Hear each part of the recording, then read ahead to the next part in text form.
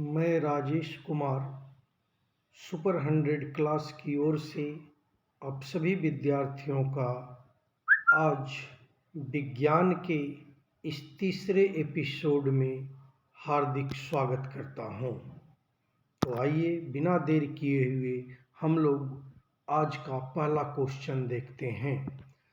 जब लाल, नीले तथा हरे प्रकाश का पुंज एक स्थान पर पड़ता है तब प्रकाश का रंग हो जाता है, अर्थात प्रकाश का रंग कैसा हो जाता है? ऑप्शन ए बैंगनी, ऑप्शन बी लाल, ऑप्शन सी पीला, ऑप्शन डी सफ़ेद।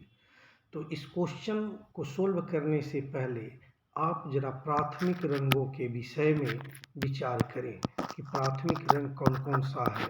जब इसको आप देखते हैं तो आपको पता चलता है कि लाल, हरा और नीला ये तीनों प्राथमिक रंग हैं तथा टीवी के पर्दे पर यही रंग प्रकट होते हैं।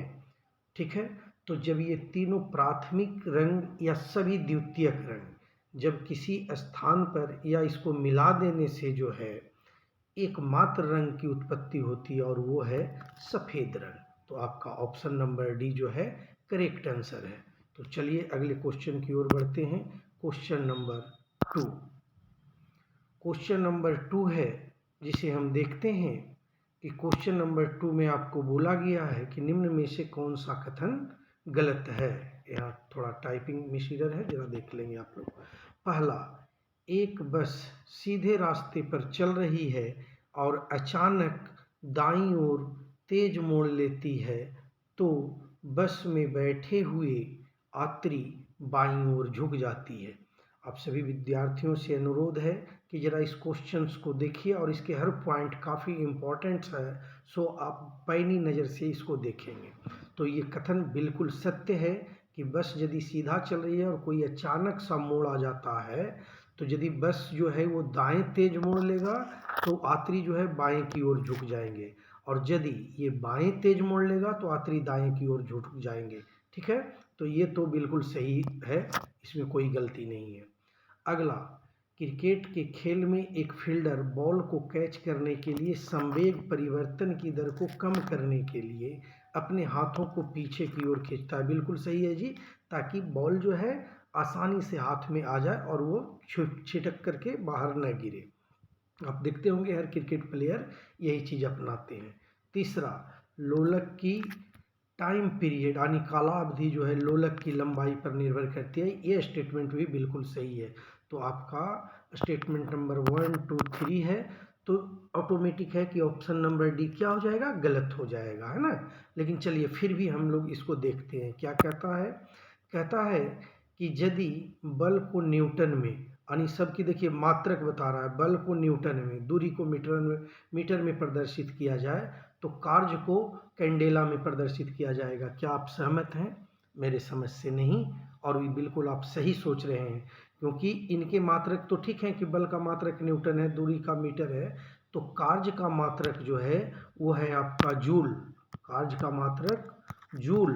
तो फिर जो है कैंडेला किसका मात्रक है, तो ज्योति तीव्रता का मात्रक है। ठीक है, आप लोग ध्यान रखेंगे, कैंडेला जो है ज्योति तीव्रता का मात्रक है। तो चलिए बिना देर किए हुए अगले क्वेश्चंस की ओर बढ़ते हैं। Question number 3। क्वेश्चन नंबर 3 में है कि निम्नलिखित उगमों पर विचार कीजिए। जरा देखिएगा, इसमें जो है ना पहले भी हम लोग फर्स्ट क्लास में किए हैं, और जो विद्यार्थी पहले का नहीं देखे हैं वीडियो, इसका दोनों पिछला एपिसोड देख लेंगे आप सभी। तो देखिए पहला क्या बोलता है, जरा इसको देख लीजिए आप लोग, कि नाव को जल में चलाना गति का दूसरा नियम। अब आप विचार कीजिए कि क्या यह सही हो सकता है। जब नाव चलती है तो उसमें क्या क्रिया होता है कि चप्पू जो है, चप्पू से जल को पीछे की ओर धकेला जाता है ना। तो चप्पू को जब पीछे की ओर धकेला जाता है जल को चप्पू से, तो क्या होता है कि जल भी अपना ताकत लगाता, यानी क्रिया के विपरीत प्रतिक्रिया यहाँ होती है। तो यहाँ दूसरा नियम न होकर के न्यूटन का तीसरा नियम हो जाएगा। ठीक है, तो यानी पहला तो गलत है। अच्छा, सुमेलित नहीं है, तो एक तो बिल्कुल आ जाएगा इसमें। दूसरा कहता है कार को सड़क पर मोड़ना, बिल्कुल सही है जी, अभी केंद्रीय बल के कारण, क्योंकि सेंटर में ही जो है वो लगेगा, तो अभी केंद्रीय बल के कारण है, तो ये तो सही स्टेटमेंट है। फिर देखते हैं कि पेड़ की शाखाओं को हिलाने पर फल टूट कर गिरता है।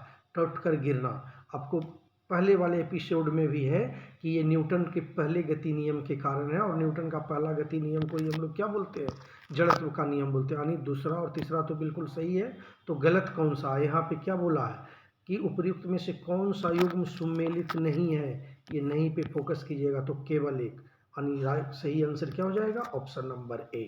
तो चलिए हम लोग फिर अब अगले क्वेश्चंस की ओर बढ़ते हैं बिना देर किए हुए। क्वेश्चन नंबर 4 है कि जल में कार्बन डाइऑक्साइड प्रवाहित होने पर सोडा वाटर डैश। अब क्या करता है सोडा वाटर जी? जरा देखिए हम लोग की एक ऑक्सीकारक है, क्षारीय प्रकृति का है, अपचायक है या अम्लीय प्रकृति का है।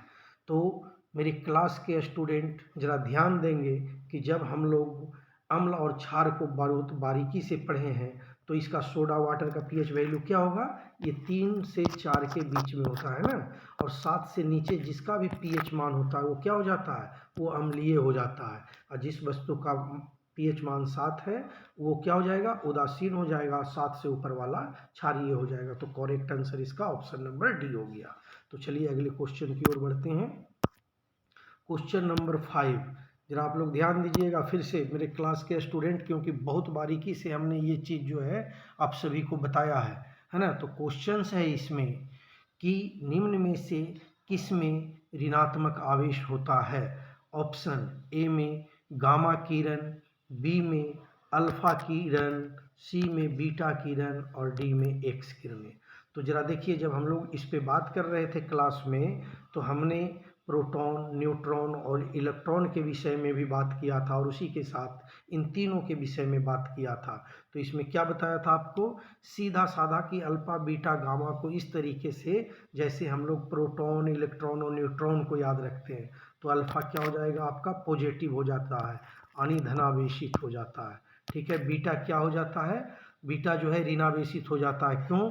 क्योंकि यह जो है इलेक्ट्रॉन से बनी होती है ना, तो ऋणावेशित हो जाता है। और एक्स किरणें जो हैं, ये सॉरी गामा किरणें जो हैं, ये हो जाता है आपका उदासीन। ठीक है, इसको ध्यान रखिएगा, ये जो है उदासीन हो जाता है। और उसके बाद ये गामा किरण जो है विद्युत चुंबकीय तरंग होते हैं, समझ गए ना, इलेक्ट्रोमैग्नेटिक वेव्स होते हैं। तो क्वेश्चन क्या है? निगेटिव यानी ऋणात्मक आवेश होता है, तो किसमें हो जाएगा ऋणात्मक? बीटा किरण में। ठीक है। तो चलिए अगले क्वेश्चन की ओर बढ़ते हैं। क्वेश्चन नंबर 6, देखिए क्वेश्चन नंबर 6 जो है कहता है कि वर्षा की मात्रा निम्नलिखित में से किस पर निर्भर करता है? जरा आप लोग सोचिए और बताइए कि इसमें जो वर्षा की मात्रा है वो किस पे निर्भर करेगा।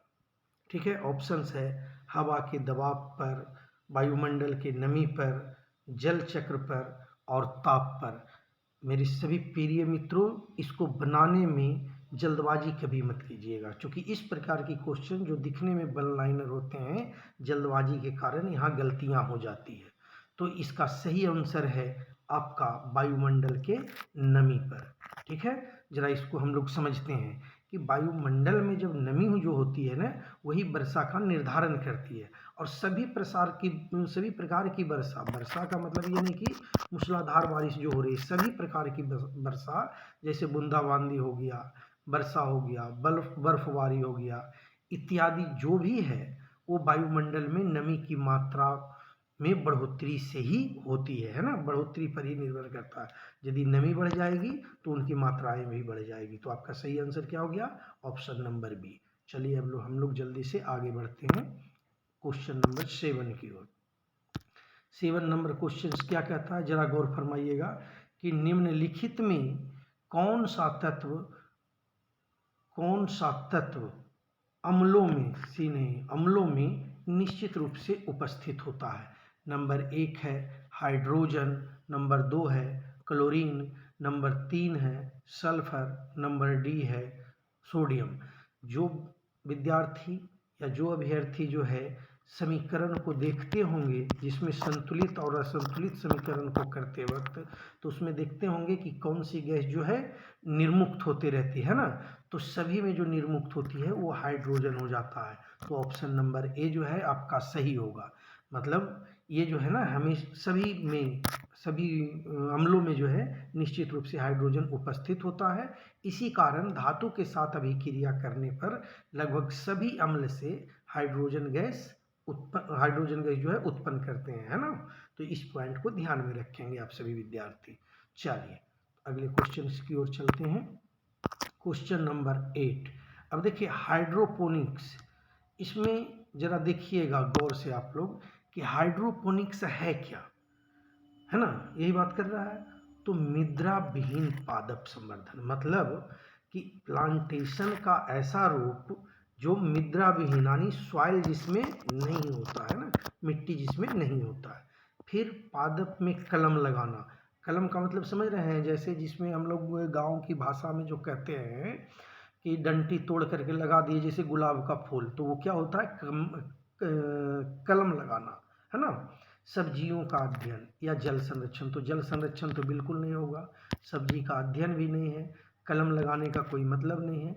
तो जो मृदा विहीन हो जाएगा, आप देखते होंगे कि घरों में भी लोग जिसमें मिट्टी नहीं डालते हैं, पानी के माध्यम से ही पौधे का क्या करते हैं, मतलब विकसित करते रहते हैं।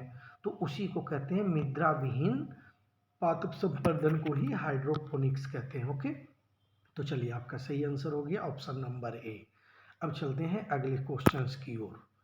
अगला क्वेश्चन है, निम्नलिखित में से किस पादप से इंसुलिन प्राप्त किया जाता है। ऑप्शन नंबर ए है अदरक के प्रकंद से, डहेलियों की जड़ों से, आलू के कंद से, नीम के छाल से। तो जो विद्यार्थी थोड़ा सा भी बायो पे पकड़ रखते हैं और करेंट के साथ जुड़े रखते हैं, वो जो है इस प्रकार के क्वेश्चंस को मिस नहीं करेंगे। अब मैं यहाँ पे करेंट से जुड़े रहते हैं कि बात जोड़ा हूँ, ऐसा नहीं है कि मैं अनजाने में बोला हूँ, जानबूझ करके बोला हूँ। रीज़न क्या है कि आप याद कीजिए, जब ये अरविंद केजरीवाल साहब जेल में थे, उनको क्या मतलब बार बार बोल रहे थे कि इंसुलिन हो गया, इस कारण जो है हमको रिहा कर दिया जाए, है ना, मतलब रिहा नहीं सॉरी, उनको जमानत दे दिया जाए। तो उस समय से ये क्वेश्चन, हालांकि क्वेश्चंस तो बार बार एग्जाम में आ रहे हैं, लेकिन उस समय से ये क्वेश्चंस लगातार विभिन्न एग्जामों में पूछे जा रहे हैं। ठीक है, तो आइए अब जरा ऑप्शन देख लेते हैं। अदरक के प्रकंद से, डहेलियों की जड़ों से, आलू के कंद से, नीम के छाल से। तो इसका सही आंसर हो जाएगा डहेलियों की जड़ों से। अब समझिए, इंसुलिन जो है मानव के अग्नाशय में निर्मित होता है, परंतु प्राकृतिक रूप से जो है ना, ये इसी में पाया जाता है। मतलब वैसे तो मानव के जो है अग्नाशय से में ये निर्मित होते रहता है, लेकिन जब कमी पड़ जाती है तो फिर उसको देने के लिए जो है ना कोई और सोर्सेस चाहिए, तो ये डहेलियों की जड़ों से जो है प्राप्त किया जाता है ना। इंसुलिन रक्त में शर्करा की मात्रा का भी क्या करता है, नियमन करता है, मतलब ब्लड शुगर को भी ये कंट्रोल करता है। उसके बाद ये जो है मधुमेह रोग इंसुलिन हार्मोन की कमी से होता है, तो ये चीज़ जो है ज़रा ध्यान रखिएगा। और मधुमेह से प्रभावित व्यक्ति के शरीर का जो है निर्जलीकरण अधिक हो जाता है। निर्जलीकरण का मतलब डिहाइड्रेशन, है ना, इसीलिए उनको, जो मधुमेह से पीड़ित व्यक्ति होंगे, उनको प्यास ज़्यादा लगेगा।